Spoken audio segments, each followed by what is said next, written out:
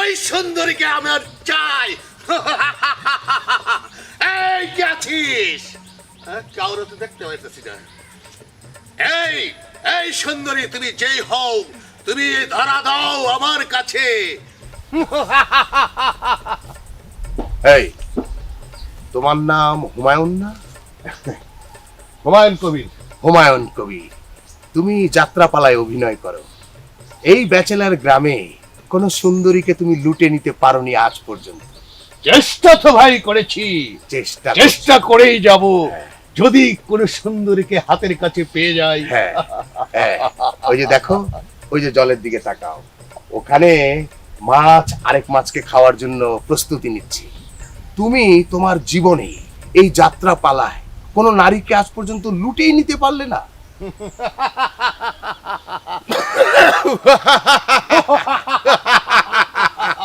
তুমি আমাকে চেনো না সব।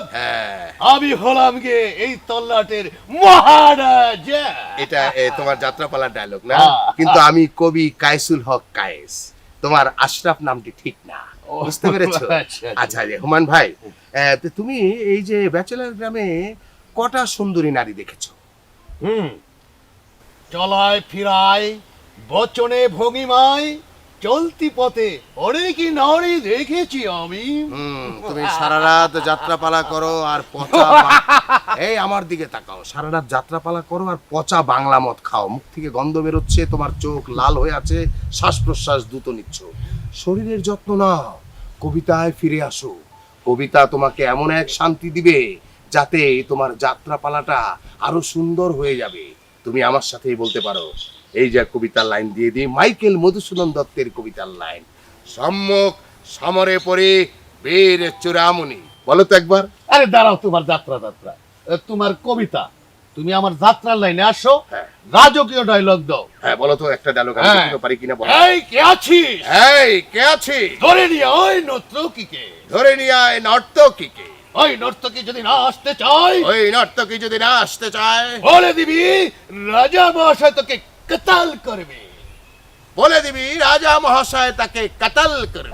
Very good, very good. তুমি যাত্রা লাইনে আসো বন্ধু, হুমায়ুন ভাই, ভালো করবে যাত্রা। আমি তো আসলে যাত্রা টাত্রা করতে চাই না, আমি কবিতা নিয়েই থাকতে চাই। এই যে সুশীতল পৃথিবী, শান্তিময় মানুষের মন, সকল ভিতর দিয়ে আমি সুখ খুঁজি। কিন্তু তুমি যাত্রাপালায় থেকে সারা রাত পচা বাংলা মদ খেয়ে তোমার জীবনটাকে, তোমার শরীরটাকে শেষ করে দিচ্ছ। ভাই শোনো, তোমার চোখ অলওয়েজ লাল থাকে। আমি তোমাকে একটা কথা বলি, তুমি আরো নরম হয়ে যাও। এই শ্বাস প্রশ্বাস নর্মাল নর্মাল নর্মাল নর্মাল। তুমি আমার সাথে কবিতায় কবিতায় শান্তি বর্ষিত হোক এরকম একটি চিন্তায় যাও। চোখ বন্ধ করো। কবিতায় কবিতায় শান্তি বর্ষিত হোক। ও ঠিক আছে ঠিক আছে, বুঝতে পেরেছি। তুমি প্রতি রোববার রাত 9টার পরে 10টা পর্যন্ত, মানে 1 ঘন্টা আমার সাথে কবিতা চর্চা করবে, ঠিক আছে? আচ্ছা ঠিক আছে। এটা যাত্রার স্টাইলে না বলে নর্মাল কথা বলো না তুমি। নরমাল কথা বলবো? হ্যাঁ ঠিক আছে, আমি নরমাল কথা বলবো। বুঝতে পারছি, তোমার অনেক প্র্যাকটিসের দরকার। শোনো, আমি তোমাকে প্রতি রোববার 9টা থেকে 10টা পর্যন্ত কবিতার ক্লাস নেব। তাহলেই তুমি দেখবে তোমার যাত্রাপালায় আরো উন্নতি করতে পারবে। না না না, আমি যাত্রা ছেড়ে আমি তোমার কবিতার লাইনে যেতে পারবো না। তুমি আমাকে অনুরোধ করো না বন্ধু। ও বুঝতে পেরেছি, আমি বলে মুক্তা ছড়াচ্ছি। শোনো শোনো শোনো হুমায়ুন ভাই, তাহলে তোমার নেক্সট শো মানে পরবর্তী শো কোথায়? আমার পরবর্তী শো আসিতেছে নবকুমার যাত্রাপালা। নবকুমার যাত্রাপালা, আপনারা সব বান্ধবে আমন্ত্রিত। হাই হাই কাণ্ড, রই রই ব্যাপার। আসসালামু আলাইকুম। ওয়ালাইকুম আসসালাম। হাই হাই কাণ্ড, রই রই ব্যাপার আসিতেছে। আজব আজব এই ব্যাচেলার গ্রাম, এক একজন এক এক বিষয় নিয়ে উন্মাদ হয়ে আছে। না না, আমাকে তো উন্মাদ হলে চলবে না, আমাকে কবিতায় থাকতে হবে। এ পৃথিবী, তোমার সুখ তুমি নিয়ে নাও, এই ধরাধামে আমাকে তুমি অবগাহন করো। মানুষের মনকে শীতল করে দাও। উত্তপ্ত রোদের ভিতর হাঁটতে হাঁটতে আমি বড় ক্লান্ত। ক্লান্ত পথিক আমি, সকল সুখ যেন তোমাতে। হৃদয়ের লেনা দেনা এই জনমে আর হবে না, তোমার সাথে দেখা হবে ওই পারে বন্ধু, তোমার সাথে দেখা হবে ওই। কি খবর কি ঘটক সাহেব? হ্যাঁ, খবর ভালো।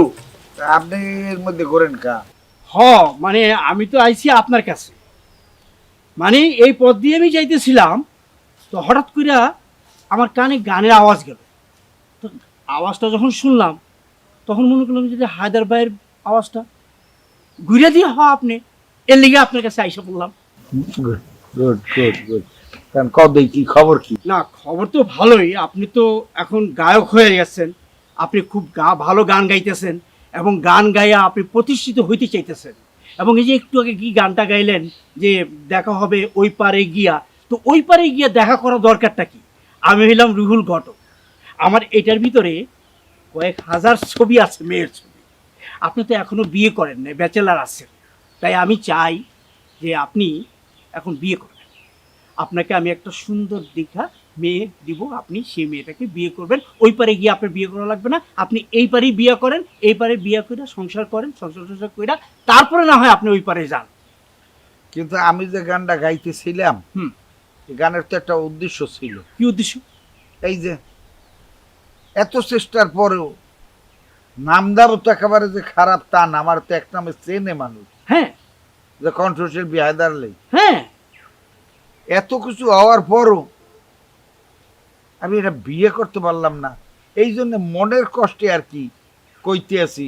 মনে করো ওই ওই বৌরি ডেডিকেট করলাম, আচ্ছা। এই জন্যই কইলাম হৃদয়ের লেনা দেনা এ জনমে আর হবে না, তোমার সাথে দেখা হবে ওহি পারে বন্ধু, তোমার সাথে দেখা হবে ওই পারে। সেই জন্যই হায়দার ভাই, ওই পারে যাতে আপনার সঙ্গে তার দেখা না হয়, সেই জন্যই আমি এখন আপনার কাছে আসছি, যাতে এই পারেই আপনি ওর সঙ্গে দেখা করতে পারেন। আমার কাছে ভালো মেয়ে আছে, শিক্ষিতা মেয়ে, সুন্দরী, এবং আপনার সঙ্গে মানাইব ভালো। ঘটক, তুমি যা কইতে আছো বিষয়টা কি সত্য? একদম সত্য, 100% সত্য। আমি কি কখনো মিথ্যা কথা কই? কারণ আমি তো চাই যে ঘটকালি কইরা এই গ্রামটারে বেচালার মুক্ত করতে। আচ্ছা, তোমার বাল বাচ্চা কয়টা হয়েছে? আমি তো বিয়েই করিনি। বিয়ে করো না মানে তুমি গটকালি করো অন্য মাসের লইয়া, অথচ নিজেই বিয়ে করো নাই? না, মানে বিয়া নিজে করি নাই এটা ঠিক না। আমার জীবনে আসছিল 3টা মেয়ে আসছিল, কিন্তু কোনো মেয়ে আর টিকা থাকে মেয়ে আর কি, চলে গেছে। এরপর থেকে আর আমি আর বিয়া শাদী করি নাই। আমি এখন এই গটকালি করতে আসি, গটকালি কইরা মানুষের ছেলে মেয়েদেরকে বিয়া দিয়া এই গ্রামটারে পেঁচালার মুক্ত করতে চাইতেছি। এটা রসুলপুর গ্রাম, এবং রসুলপুর গ্রাম হিসাবেই প্রতিষ্ঠিত করতে চাইতেছি।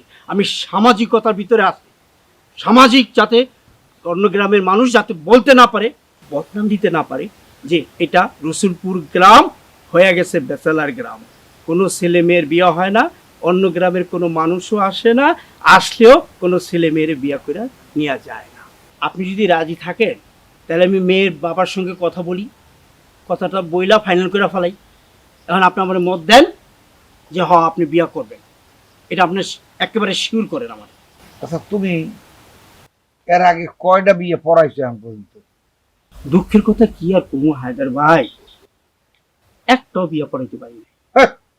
উল্লাসিকের কথা কও। তুমি কিসের ঘটক? তুমি কার মাইয়ের বাপের লাগে কথা কও?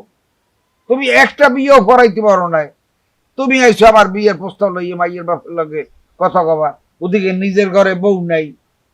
এইসব উল্লাসিকে কথা, এগুলো আমার দ্বারা কই লাভ নাই কোনো। আমি একজন কণ্ঠশিল্পী, আমি এই জায়গাটায় প্রতিষ্ঠিত হইতে চাই, মানুষ আমার চিনুক, জানুক, ভালোবাসুক। শোনো, পৃথিবীতে গান আর ফুল, এইটা যারা ভালোবাসে না তারা মানুষের কাতার পড়ে না। তো আমি সেই গানটাকে এই সমাজে এস্টাবলিশ করতে চাই। তুমি ওই বিয়ের সাথে করাইতে তো পারবা না।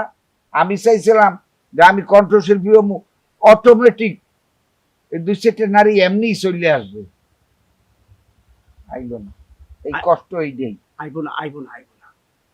ঘটকালি না করলে, এই যে ঘটকের কাছে না আসলে কোনো মেয়েও আসবে না। আপনি খালি আমার কাছে বলেন যে আপনি রাজি আছেন, তাইলে আমি ওই মেয়েরে আপনার কাছে বিয়াটা দিয়ে দিতে পারি। না, আমি তোমার এই কথার ব্যাপারে রাজি নাই। আমি কণ্ঠশিল্পী, আমি গান গাইয়েই আমি উপরে উঠবো।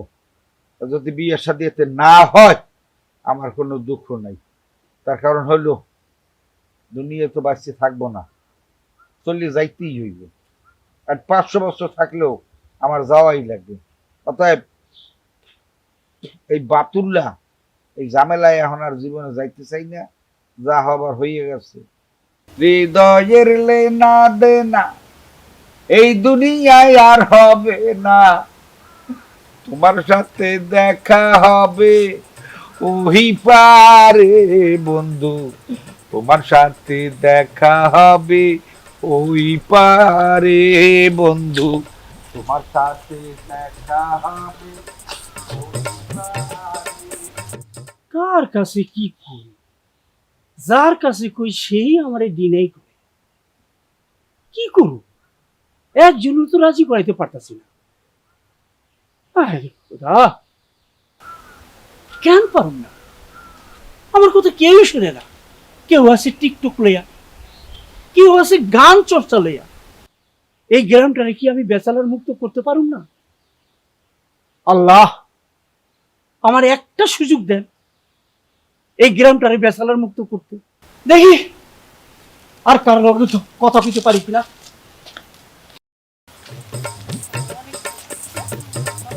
বান্ধবী শোন, এদিকে আয়।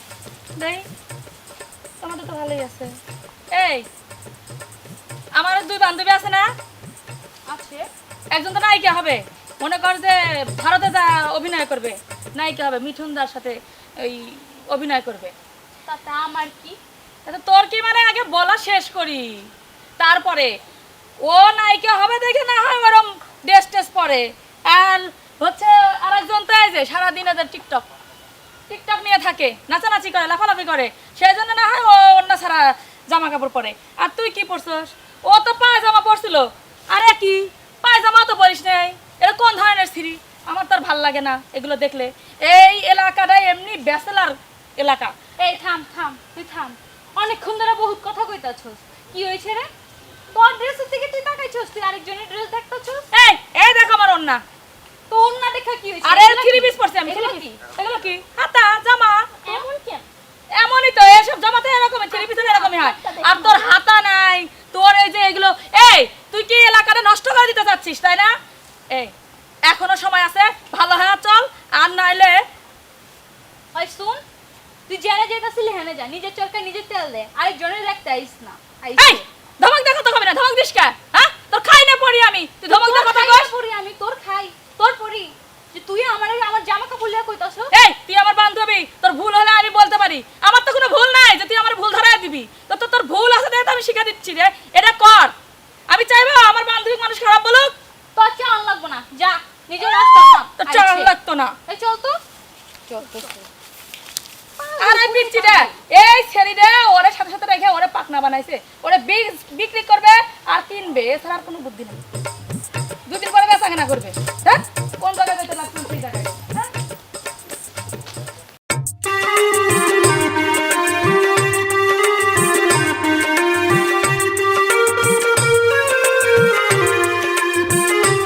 তোমার চুলটা লম্বা, মনে হচ্ছে একেবারে ওই লাস্টের সময়ের মতো।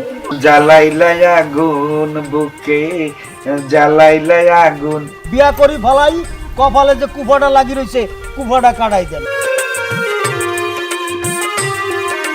আরে কি পায়জামা তো পরিস নাই।